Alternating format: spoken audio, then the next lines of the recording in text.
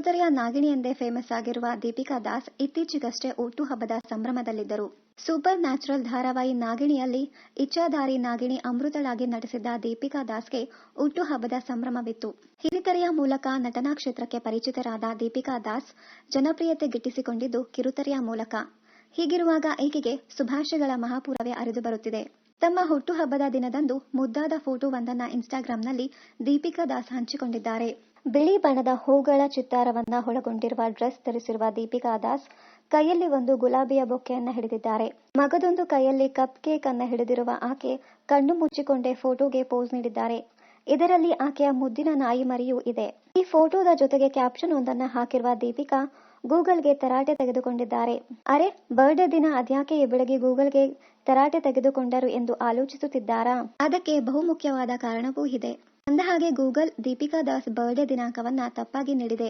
ದೀಪಿಕಾ ದಾಸ್ ತಮ್ಮ ಹುಟ್ಟುಹಬ್ಬದ ದಿನಾಂಕವನ್ನ 23 ಫೆಬ್ರವರಿ 1993 ಎಂದು ಗೂಗಲ್ ನಮೂದಿಸಿದೆ. ಅದರ ಪ್ರಕಾರ ಈಗ ಆಕೆಗೆ 31 ವರ್ಷ. ಆದರೆ ಅಸಲಿಗೆ ದೀಪಿಕಾಗೆ ಕೇವಲ 28 ವರ್ಷ ಅಷ್ಟೇ. ಹಾಗಾಗಿ ದೀಪಿಕಾ ತಾವು ಅಪ್ಲೋಡ್ ಮಾಡಿರುವ ಫೋಟೋದ ಕೆಳಗೆ ಹೇ ಗೂಗಲ್, ನನಗೆ 31 ವರ್ಷ ಆಯ್ತು ಅಂತ ಹೇಳೋದನ್ನ ನಿಲ್ಸು. ನನಗೀಗ ಅಧಿಕೃತವಾಗಿ 28 ವರ್ಷ ವಯಸ್ಸಾಗಿದೆ ಅಷ್ಟೇ. ಆದರೂ 87ರಂತೆ ಫೀಲ್ ಆಗ್ತಿದೆ ಎಂದು ಬರೆದುಕೊಂಡಿದ್ದಾರೆ. ಆ ಮೂಲಕ ಗೂಗಲ್ಗೆ ತರಾಟೆ ತೆಗೆದುಕೊಂಡಿದ್ದಾರೆ.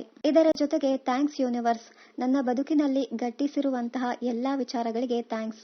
ನನಗೆ ನಾನೇ ಮೊದಲಿಗೆ ವಿಶ್ ಮಾಡ್ತೀನಿ, ಹ್ಯಾಪಿ ಬರ್ಡೇ ಮೈ ಸೆಲ್ಫ್ ಎಂದು ಬರೆದುಕೊಂಡಿದ್ದಾರೆ. ಇನ್ನು ಬರ್ಡೇ ದಿನ ಹುಡುಗಿಗೆ ಶುಭಾಶಯಗಳ ಮಹಾಪೂರವೇ ಹರಿದು ಬಂದಿತ್ತು. ದೂದ್ ಸಾಗರ್ ಸಿನಿಮಾ ಮೂಲಕ ನಟನೆಗೆ ಪಾದಾರ್ಪಣೆ ಮಾಡಿದ ಈಕೆ ಮುಂದೆ ತೆಲುಗಿನ ಈ ಮನಸೆ ಸಿನಿಮಾದಲ್ಲಿ ನಾಯಕಿಯಾಗಿ ಮೋಡಿ ಮಾಡಿದರು. ಮುಂದೆ ನಾಗಿಣಿಯ ಅಮೃತಳಾಗಿ ಕಿರುತೆರೆಗೆ ಕಾಲಿಟ್ಟ ಈಕೆ ಮೊದಲ ಧಾರಾವಾಹಿಯಲ್ಲಿಯೇ ವೀಕ್ಷಕರ ಮನಸೆಳೆದರು. ಮುಂದೆ ಬಿಗ್ ಬಾಸ್ ಸೀಸನ್ 7ರ ಸ್ಪರ್ಧಿಯಾಗಿ ದೊಡ್ಡಮನೆಯೊಳಗೆ ಕಾಲಿಟ್ಟ ಈಕೆ ಕಿರುತೆರೆ ವೀಕ್ಷಕರಿಗೆ ತುಂಬಾ ಹತ್ತಿರವಾದರು. ಮಾತ್ರವಲ್ಲ, ಬಿಗ್ ಬಾಸ್ ಸೀಸನ್ 5ರ ಸ್ಪರ್ಧಿಯಾಗಿ ಭಾಗವಹಿಸುವ ಸುವರ್ಣಾವಕಾಶವನ್ನ ಕೂಡ ಈಕೆ ಪಡೆದುಕೊಂಡಿದ್ದರು. ಆ ಮೂಲಕ ಮಗದೊಮ್ಮೆ ತಮ್ಮ ಆಟ ನಡೆ ನುಡಿಯ ಮೂಲಕ ಕಿರುತೆರೆ ವೀಕ್ಷಕರ ಮನಸೆಳೆದಿದ್ದರು. ಮುಂದೆ ನಾಗಿಣಿ 2 ಧಾರಾವಾಹಿಯಲ್ಲಿ ನಾಗಿಣಿ ಅಮೃತಳಾಗಿ ಅತಿಥಿ ಪಾತ್ರದ ಮೂಲಕ ಮಿಂಚಿದ ಈಕೆ ಪೂರ್ಣ ಪ್ರಮಾಣದಲ್ಲಿ ಕಾಣಿಸಿಕೊಂಡಿದ್ದು ಕಡಿಮೆಯೇ. ಸದ್ಯ ನಟನೆಯಿಂದ ದೂರವಿರುವ ಈಕೆ ಮತ್ತೆ ಮರಳುತ್ತಾರಾ ಎಂದು ಕಾದು ನೋಡಬೇಕಿದೆ. ಇನ್ನಷ್ಟು ಕನ್ನಡ ಧಾರಾವಾಹಿ, ಸಿನಿಮಾ ಹಾಗೂ ಇನ್ನಿತರ ನ್ಯೂಸ್ ಅಪ್ಡೇಟ್ಸ್ಗಾಗಿ ಚಾನೆಲ್ ಅನ್ನ ಸಬ್ಸ್ಕ್ರೈಬ್ ಮಾಡಿ. Thank you.